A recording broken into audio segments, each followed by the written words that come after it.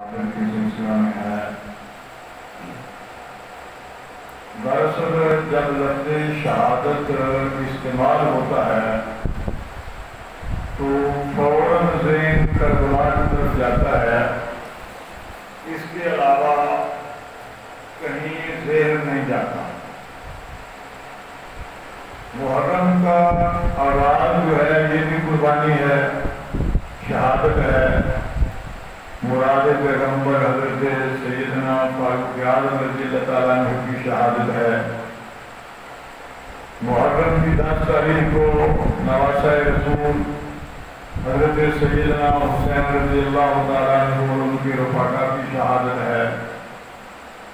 اور یہ سال کا جو عقید ہے ذی الحج، اس کے 18 تاریخ کو سیدنا عثمان غنی رضی اللہ تعالیٰ عنہ کی شہادت ہے۔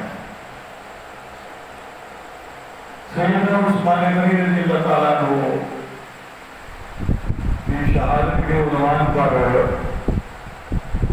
تو آپ کے جانے پہچان میں حضرت مولانا قاری محمد شفیق صاحب اور جہاں سنائے گئے، میں نے صرف ایک دو بات عرض کرنی ہے۔ نمبر 1، یہ آپ نے اکثر سنا ہوگا، رسول اللہ صلی اللہ علیہ وسلم کا ارشاد ہے کہ جب کوئی آدمی مر جاتا ہے تو اس کے اعمال کا سلسلہ منقطع ہو جاتا ہے۔ پھر دوسرے لوگ جو ہیں وہ احسان ثواب کرتے ہیں، اس سے اس کے حالات بدلتے رہتے ہیں، لیکن اس کے اپنے اعمال کا دائرہ کار ختم ہو جاتا ہے۔ یہ پوری دنیا جو ہے اس میں یہی ہوتا ہے۔ پوری دنیا میں حضرت آدم علیہ السلام سے لے کر قیامت کے آخری فرد تک جب بھی کوئی آدمی دنیا سے جاتا ہے، انتقال کرتا ہے، شہادت ہو تبھی موت ہو، اس کے اعمال کا سلسلہ منقطع ہو جاتا ہے۔ وہ دوست جن کو اللہ نے توفیق دی ہے حج اور عمرہ کرنے کی، وہ مدینہ گئے ہیں۔ مدینہ منورہ میں یہ جو بیر روما تھا جسے سیدنا عثمان غنی نے خرید کر وقف کیا، اس کے ساتھ کوئی اور زمین تھی، اس میں کھجوروں کا باغ ہو گیا اور وہ باغ بڑھتے بڑھتے بڑھتے بڑھتے اس وقت تقریباً کوئی 2000 کے قریب، بلکہ اس سے بھی زائد اس میں درخت ہے کھجوروں کے۔ اور پوری انسانیت نے سیدنا عثمان غنی رضی اللہ تعالیٰ عنہ واحد وہ انسان ہیں جن کے مرنے کے بعد، جن کی شہادت کے بعد مدینہ منورہ میں بینک کے اندر ان کا اکاؤنٹ موجود ہے، اور وہاں تقریباً کوئی 150 بلین کے قریب سالانہ اس میں پیسے جمع ہوتے ہیں، وہاں سے پیسے نکالے جاتے ہیں اور آج بھی غرباء میں تقسیم ہوتے ہیں، یتیموں میں تقسیم ہوتے ہیں، یتیم بچیوں کی سرپرستی کی جاتی ہے۔ تو پیسہ جب زیادہ جمع ہونے لگا تو جو متولی تھے، آپ ہی کے خاندان کے لوگ ہیں، انہوں نے مدینہ میں ایک پلاٹ خریدا۔ اگر آپ 5 نمبر گیٹ سے باہر کو جاتے ہیں اور جب آپ سڑک کو عبور کریں گے تو تھوڑا آگے جا کر بائیں ہاتھ آپ کو ایک بلڈنگ نظر اوپر لکھا ہوا ہے فندق عثمان، عربی میں فندق کہتے ہیں ہوٹل کو، وہ سیدنا عثمان غنی رضی اللہ تعالیٰ عنہ کا ہوٹل ہے، ان کے پیسوں سے بنا ہے، اور اس کی جو آمدن ہے اس کو آج بھی غرباء پر خرچ کیا جاتا ہے۔ اس ہوٹل کی آمدن اس کے دو ہی مصرف ہے، ایک تو اس سے اتنے پیسے نکال دو کہ ہوٹل کی تعمیر، اس کی دودھ پھوٹ، اس کا کوئی ضروریات، بجلی پانی، اس کا خرچہ جو ہے وہ پورا ہو جائے، اس کی حفاظت کے لیے جو ملازم رکھے ہیں ان کی طرح نکل جائے، اور باقی سارا کا سارا جو ہے وہ غرباء پر خرچ ہوتا ہے۔ وہ لوگ جو مرنے کے بعد بھی جن کا مال غرباء کے کام آتا ہے، ان کے بارے میں اگر کہا جائے کہ یہ فضل کھا گئے، بڑی زیادتی ہے۔ یعنی دنیا سے جانے کے بعد بھی ان کے اکاؤنٹ میں پیسے آ بھی رہے ہیں، نکل بھی رہے ہیں، اور لوگوں کے احکام بھی آ رہے ہیں۔ رسول اللہ صلی اللہ علیہ وسلم کے زمانہ میں قید بڑھے، سیدنا عثمان غنی رضی اللہ تعالیٰ عنہ کے اونٹ تقریباً 1000 کے قریب یہ بصرہ کی طرف سے باہر سے آ رہے تھے، اور مدینہ کے تاجر فوج جو تھے انہوں نے عثمان غنی سے رابطہ کیا کہ یہ حضرت یہ جو غلہ آ رہا ہے یہ فروخت کر دو۔ تو سیدنا عثمان غنی رضی اللہ تعالیٰ عنہ نے فرمایا کتنا منافع ہو گئے؟ انہوں نے کہا لیا ہم آپ کو 1% دیں گے۔ آپ نے فرمایا مجھے زیادہ مل رہا، انہوں نے کہا 2%، آپ نے فرمایا مجھے زیادہ مل رہا، 3%، 4%، 5%، آپ نے فرمایا نہیں مجھے اس سے زیادہ مل رہا۔ تو انہوں نے کہا کہ اس سے زیادہ تو منافع کوئی نہیں دے سکتا، ہم تو آپ کو بہت زیادہ منافع دے رہے ہیں، اس سے زیادہ منافع نہیں مل سکتا آپ کو، کون ہے جو آپ کو زیادہ دے رہا ہے؟ تو سیدنا عثمان غنی رضی اللہ تعالیٰ عنہ نے فرمایا میرا رب مجھے 10% دیتا ہے، میرا رب مجھے 10% دیتا ہے، اور میں یہ سارا مال غرباء میں تقسیم کر رہا ہوں۔ سیدنا عثمان غنی رضی اللہ تعالیٰ عنہ کے عہد میں قحط پڑ گیا، لوگ اپنی املاک کو، جائیدادوں کو اونے پونے سستے داموں فروخت کر رہے تھے۔ آپ کے گھر والوں نے آپ کو پیسے دیے اور کہا کہ فلاں آدمی باغ فروخت کر رہا ہے، تو وہ باغ جو ہے وہ آپ خرید لیں۔ اب سیدنا عثمان غنی رضی اللہ تعالیٰ عنہ باغ خریدنے گئے، جب واپس آئے گھر والوں نے پوچھا خرید لیا باغ؟ فرمایا ہاں خرید لیا، لیکن اس کا پھل وہاں ملے گا یہاں نہیں۔ میں نے لوگوں کی حالت دیکھی، میں نے پیسے ان پر لٹا دیے، خرچ کر دیا۔ میں نے کل بھی ایک بات کہی تھی، آج پھر کہتا ہوں کہ حضور علیہ السلام وہ اللہ نے رحمت للعالمین بنایا، حضور رحمت ہے۔ جس نے حضور کی زوجہ محترمہ پر، مومنوں کی ماں پر جس نے الزام لگایا، حضور نے اس کا بھی جنازہ پڑھا۔ حضور علیہ السلام نے وہ جو طائف والے تھے ان کے لیے بھی بددعا نہیں، لیکن وہ رحمتوں والا نبی جو ہے، ایک جنازہ آتا ہے، ترمذی کی حدیث ہے، جنازہ آیا، میت آئی، انہوں نے درخواست کی کہ یا رسول اللہ صلی اللہ علیہ وسلم جنازہ پڑھا دیجیے، تو رسول اللہ صلی اللہ علیہ وسلم نے فرمایا میں اس کی نماز جنازہ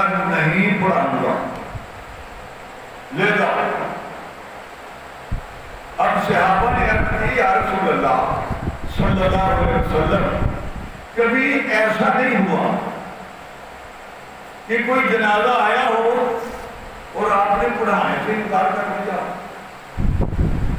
اس کی کیا وجہ ہے؟ تو رسول اللہ صلی اللہ علیہ وسلم نے فرمایا اس کے دل میں عثمان کا بغض تھا. وہ پیغمبر جو رحمت ہی رحمت ہے، جس نے ظالموں کے لیے بددعا نہیں کی. عبداللہ بن ابی کا جس نے جنازہ پڑھا دیا، جس کے دل میں عثمان کا بغض ہے، اس کا وہ جنازہ نہیں پڑھا. میں دینی طور پر یہ چاہتا ہوں کہ سیدنا ابو بکر صدیق ہوں، سیدنا عمر فاروق ہوں، سیدنا عثمان غنی ہوں، ان لوگوں کے جو ہم تہوار پر تقریریں کرتے ہیں، یہ تو ایک رسمی کار ہے. میرا ذہن یہ چاہتا ہے کہ اس پر ایسے پروگرام رکھے جائیں کہ ان حضرات قدسیہ پر، اصحاب ثلاثہ پر جو اعتراضات اسلام کے دشمنوں نے کیے ہیں، نمبر وار ان کا جواب دیا جائے. لوگوں کے ذہنوں میں وہ غبار جو ہے وہ ہٹا دیا جائے. لوگوں کو بتایا جائے کہ یہ کون ہے. ہماری پنجاب اسمبلی نے ایک بل پاس کیا جس کی چیخیں بڑی دور تک سنائی دے رہی ہے. وہ بل ہے جس کا نام رکھا گیا تحفظ بنیاد اسلام بل. یہ متفقہ طور پر پاس ہوا. اس بل میں ہے کیا کہ جب بھی ابو بکر کا نام لکھو گے، اس کے ساتھ پہلے لکھو گے خلیفہ راشد، پھر لکھو گے ابو بکر، آگے لکھو گے رضی اللہ تعالیٰ عنہ. جب عمر کا نام آئے گا پہلے لکھو گے خلیفہ راشد، پھر لکھو گے سیدنا عمر بن خطاب، آگے لکھو گے رضی اللہ تعالیٰ عنہ. جب عثمان کا نام آئے گا تو پہلے لکھو گے خلیفہ راشد، آگے لکھو گے سیدنا عثمان بن عفان، پھر لکھو گے رضی اللہ تعالیٰ عنہ. بعض لوگوں کو تکلیف ہوئی، وہ کہتے ہیں ہم نہیں مانتے، ہم ان کو رضی اللہ تعالیٰ عنہ نہیں مانتے. بھائی نہ مانا، اس میں لڑائی والی کون سی بات ہے؟ نہ مانا. تمہیں اس آدمی نے کہا ہے کہ عثمان ساری کائنات کا امیر ہے. تمہیں کس نے کہا ہے کہ عمر ساری دنیا کا امیر ہے؟ تمہیں کس نے کہا ہے کہ ابو بکر سب کا امیر ہے؟ نہیں، ابو بکر امیر المومنین ہے، وہ مومنوں کا امیر ہے. عمر مومنوں کا امیر ہے، عثمان مومنوں کا امیر ہے، علی مومنوں کے امیر ہے، حمزہ مومنوں کے امیر ہے، حسن مومنوں کے امیر ہے. وہ مومن ہی نہیں، یہ مسلمانوں کا معاملہ دوسروں کا ہے ہی نہیں. اگر عائشہ صدیقہ امی ہے تو سب کی تو نہیں. ہم یہ تو نہیں کہتے کہ منموہن سنگھ جو ہے وہ کہے کہ عائشہ صدیقہ میری ماں ہے. ہم یہ تو نہیں کہتے کہ وہ بال ٹھاکرے کہے کہ عائشہ صدیقہ میری ماں ہے. نہیں، وہی عائشہ جو ہے وہ ام المومنین ہے، مومنوں کی ماں ہے. گویا صحابہ ابو بکر کو کہتے تھے امیر المومنین. مانا کیا ہے کہ اگر کوئی 2 3 4 طبقے سامنے آ جائے، ہر آدمی دعویٰ کرے ایمان کا، ابو بکر کا نام لو، پتہ چل جائے گا کہ یہ مومن ہے کہ نہیں. یہ ابو بکر کا نام کسوٹی ہے ایمان کو پرکھنے کے لیے. جو اس کے نام سے مچاتے ہیں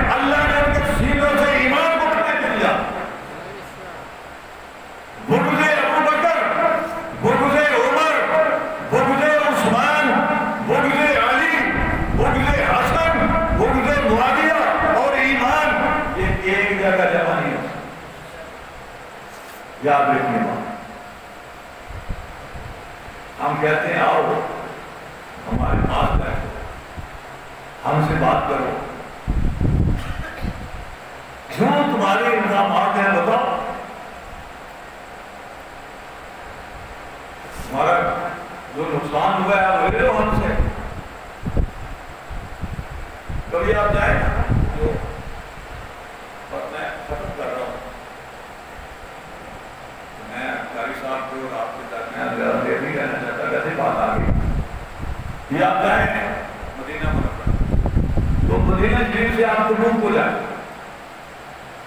تو جب آپ تبوک کو جائیں گے تو وہاں دو شہر ہیں، خیبر کریم اور خیبر جلیم. یہ جو خیبر کریم ہے وہاں ایک کھجوروں کا باغ، اس میں اس وقت کوئی 13 درخت ہے. اور سارے کتنے درخت ہیں؟ 13. اس کو کہتے ہیں فدق.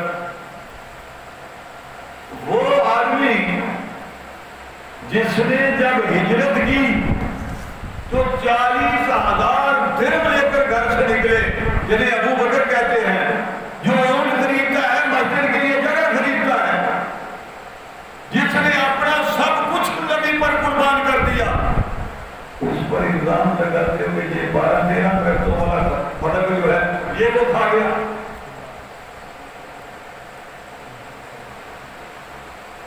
سیدنا عثمان غنی رضی اللہ تعالیٰ عنہ پر ایک الزام یہ بھی ہے کہ سیدنا عثمان غنی رضی اللہ تعالیٰ عنہ جو ہیں، انہوں نے اپنے دور میں یہ خلافت و خلوفیت میں بھی یہ الزام دہرایا گیا کہ انہوں نے اپنے دور میں اپنے خاندان کے لوگوں کو مختلف علاقوں میں گورنر بنا دیا. سیدنا عثمان غنی رضی اب حقیقت کیا ہے؟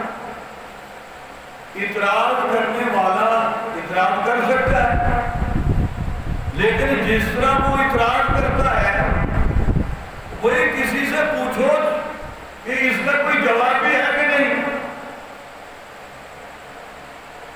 ایک گورنر ہے صرف بصرے کا،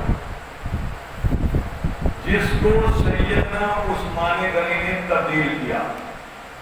باقی جتنے گورنر ہیں ان میں کچھ وہ ہیں جن کو رسول اللہ صلی اللہ علیہ وسلم نے مقرر کیا، کچھ وہ ہیں جن کو ابو بکر نے مقرر کیا، اور کچھ وہ ہیں جن کو سیدنا فاروق اعظم نے منتخب کیا. وہاں ان کی تقرری فرمائی سوائے ایک بصرہ کے گورنر کی. اور اس کی بھی وجہ یہ تھی کہ یہ جو ایرانی تھے یہ بڑے بدبخت تھے، اسلام کے عدلی دشمن تھے، اور یہ جو یزدگر تھا ان کا حرمت یہ بڑا بے ایمان تھا، مسلمانوں کو تنگ کرتا تھا. اور وہاں تھے ابو موسیٰ اشعری گورنر تھے. تو ان سے سیدنا عثمان غنی نے بڑی مرتبہ کہا یار اس کا کچھ کرو، یہ ایران والے کا. تو ان سے کچھ نہ ہوا. وہ ایک اور آدمی تھا، وہ بھی ہوں بھی تھا، اس نے کہا کہ اگر آپ مجھے وہاں گورنر لگا دیں تو میں اس کو قتل کر کے اس کا سر آپ کی خدمت میں پیش کر دوں اور مسلمانوں کے لیے امن ہو جائے گا. تو سیدنا عثمان غنی نے اسے گورنر لگا دیا بصرہ کا، اور اس نے بس مہینے 1.5 مہینے میں یہ کارنامہ انجام دے دیا. کچھ لوگ کہتے ہیں کہ وہ پیسے بڑے دیتے تھے بیت المال سے. سیدنا فاروق اعظم نے سیدنا عثمان غنی نے بارہا لوگوں کے سامنے کہا کہ میں عطیات دیتا ہوں، لیکن رسول اللہ صلی اللہ علیہ وسلم کے دور سے لے کر دیتا آ رہا ہوں، میں بیت المال سے نہیں دیتا، اپنی جیب سے دیتا. سیدنا عثمان غنی رضی اللہ تعالیٰ عنہ اس دور میں سب سے بڑے مالدار.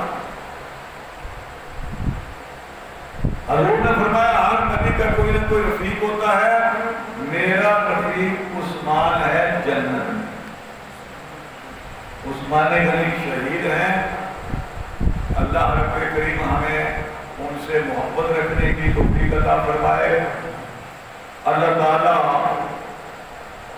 ان سے ہمیں محبت رکھنے کی توفیق عطا فرمائے۔ یاد رکھیے یہ جو ہم قرآن پڑھتے ہیں یہ سیدنا عثمان غنی رضی اللہ تعالیٰ عنہ کا کارنامہ ہے کہ انہوں نے ایک قرآن پر لوگوں کو جمع کر دیا۔ سیدنا عثمان غنی وہ واحد آدمی ہیں، 3 آدمی امت میں گزرے ہیں ایسے جو ایک رکعت میں پورا قرآن پڑھتے تھے۔ ان میں ایک ابو حنیفہ ہے اور ایک سیدنا عثمان غنی ہے۔ اور یہ جتنے صحابہ تھے سارے صحابہ میں سے سیدنا عثمان غنی رضی اللہ تعالیٰ عنہ سب سے بڑے عالم تھے۔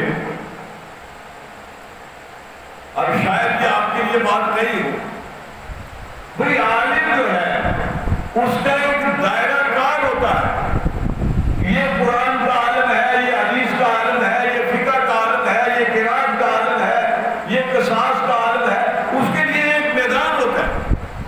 تو سیدنا عثمان غنی رضی اللہ تعالیٰ عنہ مناس کے حج کے ارکان ان کے صحابہ میں سب سے بڑے عالم ہیں، صحابہ ان سے مسائل پوچھتے تھے۔ میں چاہتا ہوں، میں نے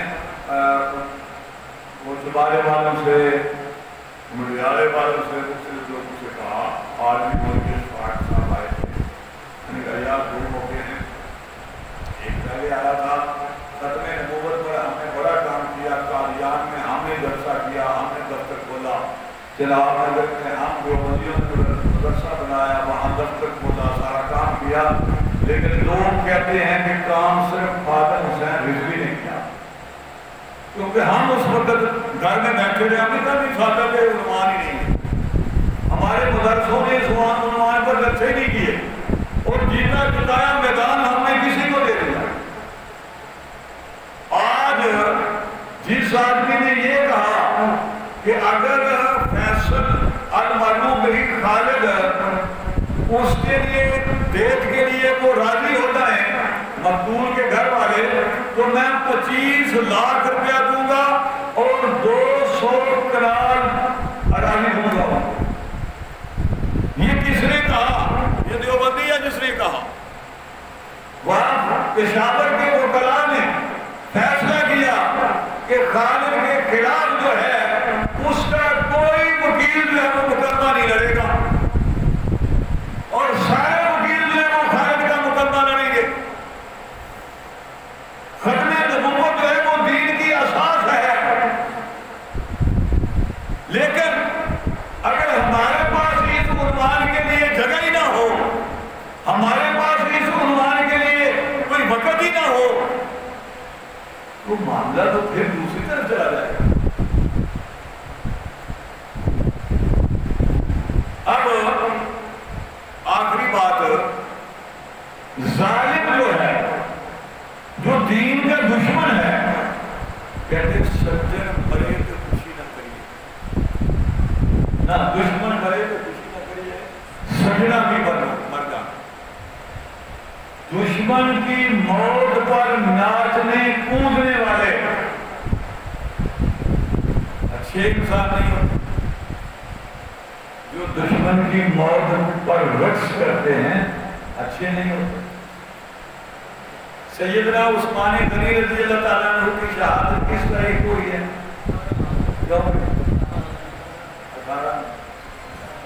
18 اردیب ہے، کوئی 18 تاریخ کو یہ ہو گئی شہادت سیدنا عثمان غنی کی۔ تو اب 18 تاریخ کو یار لوگ جو ہیں وہ کیا کرتے ہیں؟ بھئی یار لوگ جو ہیں وہ 18 تاریخ کو عید مناتے ہیں۔ 18 تاریخ کو کیا کرتے ہیں؟ عید مناتے ہیں۔ کون سی عید مناتے ہیں؟ وہ کہتے ہیں عید غدیر۔ یہ 18 ذی الحج کو جو عید